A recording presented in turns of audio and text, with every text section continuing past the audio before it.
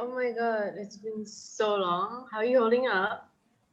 Oh my god, not great, but can we talk about something else? Like the latest episode of Breaking Bad? Have you I seen it? love that show Oh so my much. god, me too. Like the part when Skylar said to Walter, "You look terrible." Oh, and when he responded, yeah, but I feel great. Oh, it's so good, right? It's so good. Hi guys. Oh, hey guys. Hey. Pardon me for being late. Got caught up with the latest episode of Sherlock Holmes. It was too good. You watch it too? Oh my god, I absolutely love that show. Yes. Never seen it. Yeah, I'm pretty lost too. You should. The essence are to die for. I can vouch for that.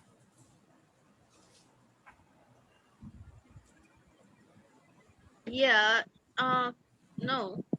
But hey, your accent sounds kind of funny. You notice, I've been trying to sound British for the past 2 weeks. No way! Me too! Cheers, Ein.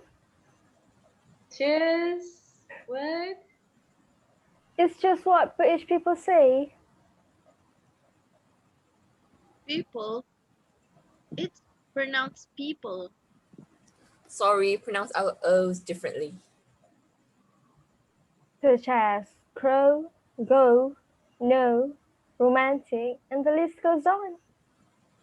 Oh, okay. That's really interesting. Never thought much about what the pronunciation, goes behind the scenes and whatnot. Well, I still think American accents are superior. Can't argue with that. At least we pronounce our R's. Well, American English is rhotic while British English is non-rhotic. We say car, you say? Car. Exactly. I still don't know. I still don't see how British English is better. I'd say American English is way easier. Hey guys, did I miss something? Yes. Okay, tell them how much better American accents are compared to British.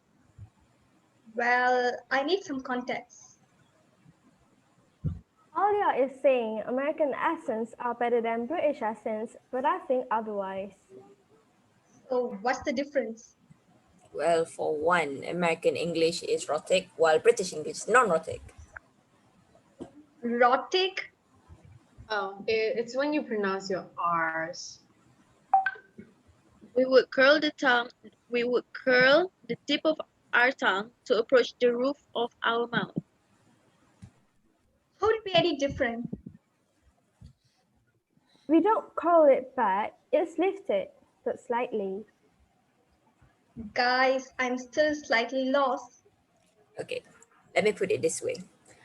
Let's start with the obvious. American and British accent both have very different varieties. We have Scottish, Welsh, Cockney, and most standard is British accents, and there is pronunciation. It's called Oxford English or BBC English. And while the general American is considered the standard North American accents of those you hear on most American films and TV series. General American has a rhotic accent. The received pronunciation don't. So, what's the rhotic accent? It refers to the manner letter R is pronounced after a vowel with syllable. Yeah.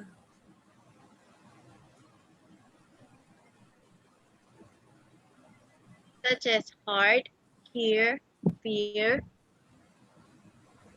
The rhotic accent is produced by a retroflex approximant. Shall we go in depth with how it is produced? First, the tongue approaches the gum and the tip is then curled back towards the roof of the mouth. This movement makes the tongue to be pulled back in the mouth.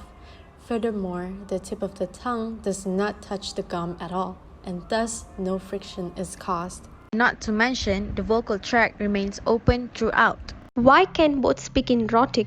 Wouldn't it be easier to distinguish? It's as simple as this, love. In 1776, when the American Revolution broke out, there was no such thing as British and American accents. Both were indistinguishable. Received pronunciation developed at the end of the 18th century during the period of American Revolution. In 1790s, naval officers on both sides found it difficult to tell whether sailors were British or American, that the American government considered providing certificates of citizenship. Towards the end of 18th century, the upper classes of southern England started to remove the rhotic accent as a way of marking class distinction. Gradually, the new accent took off and the middle classes adopted it as well. Areas like New York and New England are exceptions. It has been hypothesized that those areas kept the non-rhotic accent because of their strong links with the British. Interesting. Next up, we have Vowel pronunciation. change of diphthong, more specifically, O to O. Okay, so the shift from the British diphthong O to O is also very distinguishing. The shift consisted in the change of the mid-central unrounded vowel A to the close mid-back rounded vowel O in the first vowel of the diphthong.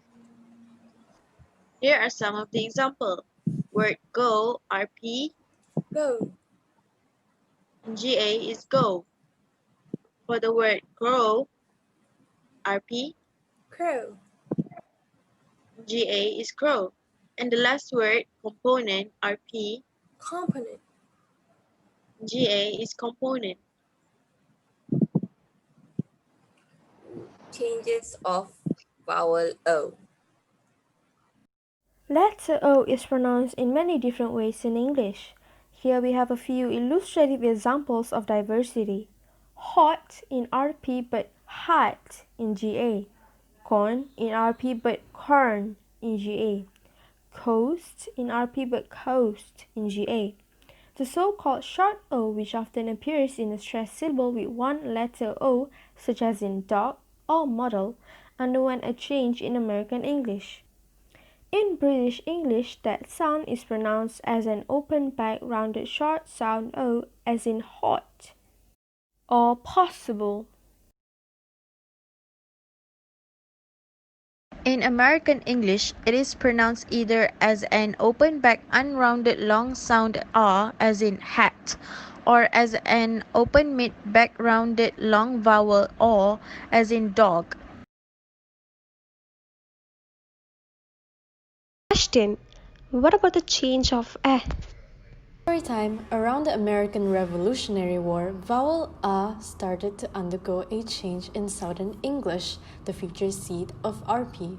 This near open front unrounded vowel A is first lengthened to A and later lowered to the open back unrounded vowel A. However, the change did not take off in GA, bringing about a new difference between both accents. Vowel A becomes vowel A in RP when vowel A is before sounds s, f, and f, as in pass, cough, and path. Vowel A is followed by another consonant, especially in the cases such as ns, ns, nch, and mp, as in dance, can't, ranch, and sample. The changes are not applied before other consonants, as in cat, pal, cab, and drag. Hey, let's not forget the changes of ew to oo. Nice call, love. Around the beginning of the 20th century, several changes took place in the English vowels. One of them was the so-called yacht dropping, the omission of sound y before oo. The change is named after the Hebrew letter yod, which represents the sound y. Both RP and GA embraced the change, although GA extended the cases in which yacht dropping was applied. Yacht dropping before oo takes place in RP and GA after the post-alveolar affricate ch and zh as in chew, juice, and Jew. After R, as in rude, prude, shrewd, and extrude. After the cluster formed by a consonant followed by L, as in blue, flew, and slew. I love the thorough explanation, but what about the consonants? We're getting there. The pronunciation of the letter T is pronounced in 6 different ways. Firstly, as an aspirated sound T, when it is the first sound of a word, as in tempting, or in an inner and stressed position, as in potential. Secondly, as an de-aspirated sound T, when the syllable does not carry the stress, as in the second in tempting, or after as in stop, or at the ends of syllables as in pet or patsy. Then, as a flat sound the most distinguishing allophone, which consists of pronouncing an alveolar flap instead of the plosive dental t or the aspirated t. This change occurs when T is at an intervocalic position, the first vowel being stressed, as in water. Fourthly, as a glottal stop. A glottal stop is a voiceless sound produced by the obstruction of the airflow in the vocal tract. The glottis is the organ that actually prevents the air from passing through the vocal tract. The glottal stop substitute the de-aspirated t sound at the end of words, as in put or report, or also in the presence of a stressed syllable followed by patterns t plus vowel plus n, or n, as in button or cotton. Fifth, as a glottalized stop. In a glottalized, the stop and the glottal stop are produced at the same time. For its production, this allophone follows the same rules as the glottal stop does. Examples where this sound can be found are mutton or curtain. Lastly, the sound t could be completely omitted in some circumstances. In the presence of the pattern formed by a stressed vowel followed by nt, the sound t is not pronounced in some varieties of GA. Thus, we can hear winner or center. This is stressing me out. Stress! Is that supposed to be a good thing? No, Muniz, it's changes of stress. So far, major differences in pronunciation between British and American English have been described in terms of change of vowels and consonants. The change of stress, although not being as marked, also contributes to differentiate both accents. First syllable stress in RP, but second syllable stress in GA. Adult, baton, brochure, buffet, cafe, chalet, chauffeur, cliché, deco, flambe, garage, saloon, vaccine. With more than 2 syllables is matinee, negligee, and nonchalant. Second syllable stress in RP, but last syllable stress in GA. Attached, fiance, common words are GA has a first syllable stress and RP has last syllable. Address, cigarette, magazine. Words ending in ate, mostly verbs, have a different stress pattern in both accents depending on the length of the word. Most two-syllable stress verbs ending in ate have first syllable stress in GA and second syllable stress in RP. These include donate, locate, migrate. There are exceptions where both pronunciation agree, as in checkmate, duplicate, and evacuate. Most longer ate verbs are pronounced in the same GA and RP. There are a few exceptions where RP it has a first syllable stress and in GA a second syllable stress, as in remonstrate. Last one. There are a few differences in pronunciation of suffix. Airy, ori, berry, and moni between both accents. Suffix airy. In general, in GA, suffix airy is pronounced as airy, whereas in RP, pronunciation is airy. Examples of this difference are contrary, honorary, imaginary. In some cases in RP, the sound schwa is even elided, as in military and momentary. Suffix ori. We will describe two rules along with some exceptions. If the preceding syllable is unstressed, then RP still keeps the pronunciation airy, but GA prefers ORI, as in accusatory, amatory, derogatory, exclamatory, laudatory, mandatory, migratory, negatory, premonitory, and repetitory. When the preceding syllable is stressed, in most cases RP drops the schwa and GA keeps the O, as in conservatory, pronounced conservatory in English and conservatory in American English. Other examples are inventory, laboratory, lavatory, inflammatory, obligatory, oratory, predatory, repository, signatory, superstiry, territory, transitory. Exceptions to this last rule are advisory, conductory, compulsory, certiorari, illusory, premonitory, rectory, satisfactory, where both accents pronounce airy. Suffix berry. In general, GA tends to pronounce the full suffix as berry, and RP tends to substitute the E for schwa or yielding airy, or even elide the first vowel yielding empty brie, especially in informal or quick speech. Suffix moni after a stressed syllable is pronounced moni in GA and many in RP.